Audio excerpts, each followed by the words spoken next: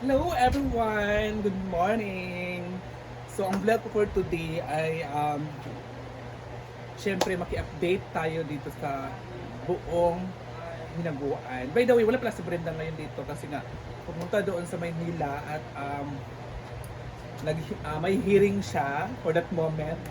Um, Bukas din kasi uuwi siya doon papunta ng bukas uwi siya. Tapos pupunta sila ng Camiguin. Kasi alam niyo naman kung ano yung bakit pumunta sa Brenda ng Maynila kasi hearing niya ngayon sa nung kasong sugal, di ba? So ngayon kahit wala na kahit hindi na nag-promote sa Brenda ng ganun or 1 month lang nag-promote, after nun wala na. So siya pa rin ang kinokontorya ng mga DOJ or mga ano doon sa Maynila. At ngayon, ang balita naman natin is the next is si Ivana Alawi. Nadamay na naman si Ivana Alawi. So ngayon mga mamshi, mag-iikot tayo kasi nga today is Thursday. So mag-iikot tayo ngayon. So good luck na lang sa atin. Kasi mag-iikot tayo. Dito naman tayo. Pupunta naman natin si nandito pala si Yaya. So ngayon mga mamshi, mag-iikot muna tayo. Good luck! Kasi namiss ko rin ang hinaguan kung ano nang tsura, ano nang Kung kung gabi lugar. ko ikaw biyahe ni mo ngay kay ano ni magyato ng clip ko sa kuha. Hala, o saya? Hala, galit na si Yaya. Wow. Kasi hubog, uy. Ano, si Sir Argel ang dyan. Ano kaya abin yung sabay tang duha mo uli. Hala. Di lagi ko lang naman to. So ngayon mga mamusi. So ngayon mga mamsi, so ayan, ayan pa siya. Kumusta ka na pala, ya? Ayaw ko gamitan jud. Ay, lang nagyayon. Di ba, kumusta ka na? Balita ko, walang, ano, nakita ko sa vlog ni Madam na walang clean of the month. Oh, clean in the map? Oh, ano? Cleaners of the month. Cleaners. Yung taga Silhig ba? O di ba Ano? ano? Kabalob sa nana. Ano nawala imong kuan, imong ranggo ato. Di ba may month, ana nga Ay makay ka. kanang may everyday galimpyo. Pilihan ni baso o kaning plastic. Hala, di ba yan po si Yaya, Kasi hangover na naman yan siya. So, good luck mga mouse. So, ikot-ikot na muna tayo, guys. So, tanggalin muna natin ito. So, try ko. Habang nag-ikot-ikot tayo. Ano? So, ngayon dito na tayo, guys. Kasi, kami lang naman dito, guys. Kami lang naman dito. So, may mga bisita din. May mga ibang bisita din pala tayo. Kasi, kasi nakita ko dito si Paul ay nagdidilig ng mga halaman ni Madam. Kasi, balita ko, nakita ko rin sa ni Brenda na maghihaw siya dito sa kanyang mga halaman. So, yung halaman daw niya ay namamatay kasi wala daw nagdidilig. So, ngayon, dinidiligan na nila. So, kaya nga walang cleaners of the night, of the month. Kasi, nagalit si Brenda nung pag-uwi niya. Kasi yung mga halaman niya, mga bulaklak niya, ay maraming namamatay. So hanggang dito lang tayo mga mamsi kasi ikot-ikot tayo. So dito naman tayo, guys. Maghahanap tayo ng mga lang. Parang tapos na sila magwalis. Oo.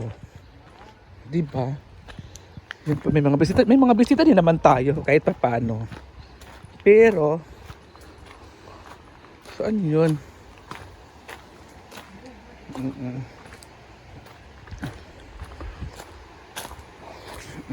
Diba? So, yung mga niya dito, mga niyog ay inano na ni Madam, yung mga niyog niya. Tinanggalan niya ng mga ibang lukay. So, dito naman dito mga mamshi, pag may mag-order kasi na mga drinks or coffee ni sa pamangkin ni Brenda. So, ito yung mga kanyang mga mesa. Dito na nilagay. At siyempre, tinanggal ni Brenda yung mga dito, yung mga nilagay niya dito, yung kahoy, nilipat niya doon sa function hall kasi inayos talaga niya ang ating function hall. So ngayon mga mamashi, dito naman tayo sa pool areas. Puno na, may mga ano na siya. So yung tubig ay wala pa nilagay. Hindi pa ina-open. So ito guys, sa mga gustong mag-ano dito, kumain, pwede naman kayo dito. Oo. So mas maganda, alam niyo kasi mas maganda tong ganito kasi ano siya tawag dito, malinis siya tingnan. Oo. Malinis siya tingnan. So yung mga bulaklak niya dito, mga halaman ay na ano na. Ano to? Bakit tatanggal?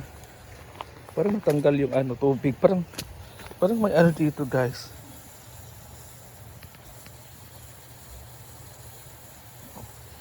Hindi ko kasi alam paano yan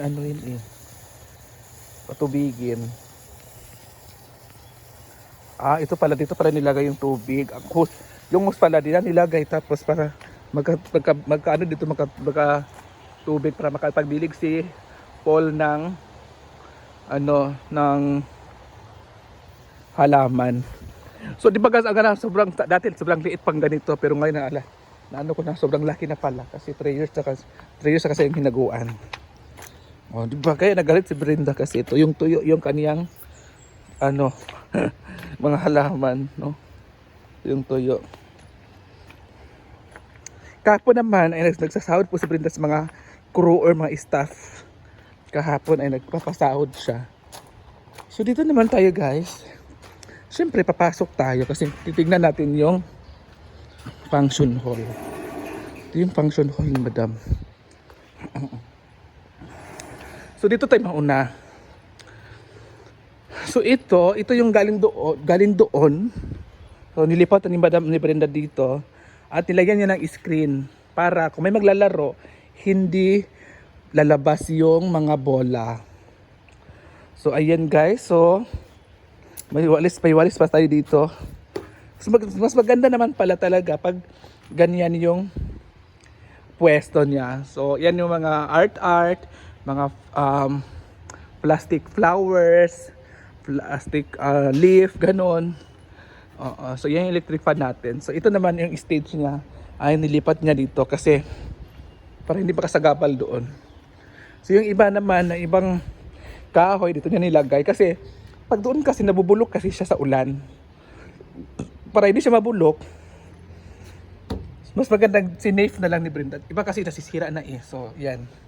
Ito naman ay mga bulaklak niya. Nagpagawa din siya ng kanyang lagayan ng kanyang mga bulaklak at pininturahan niya. So dito so lilipat na naman sa kabila.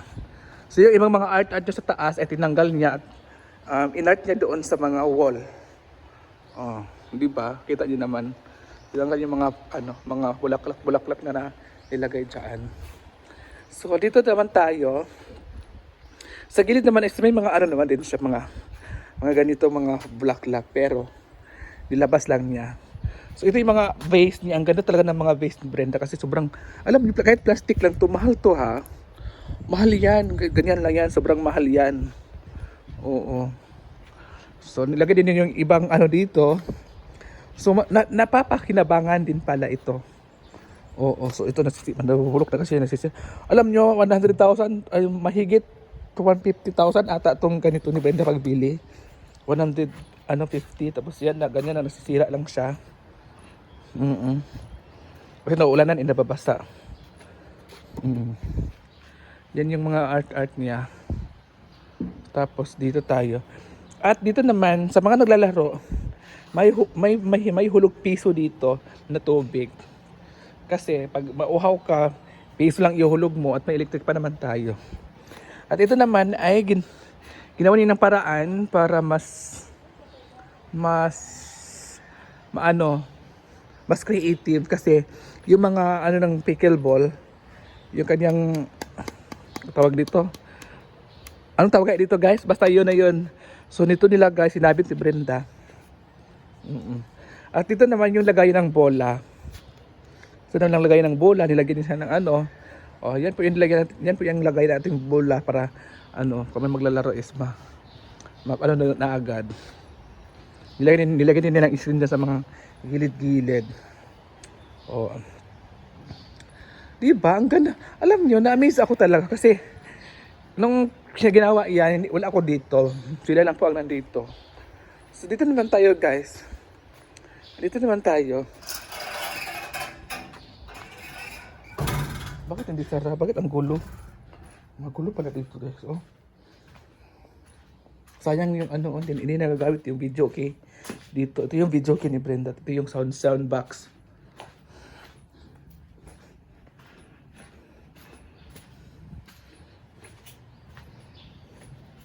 Mga gamit niya dito.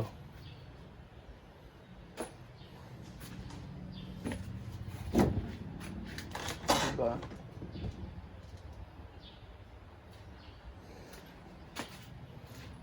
So ito yung bola.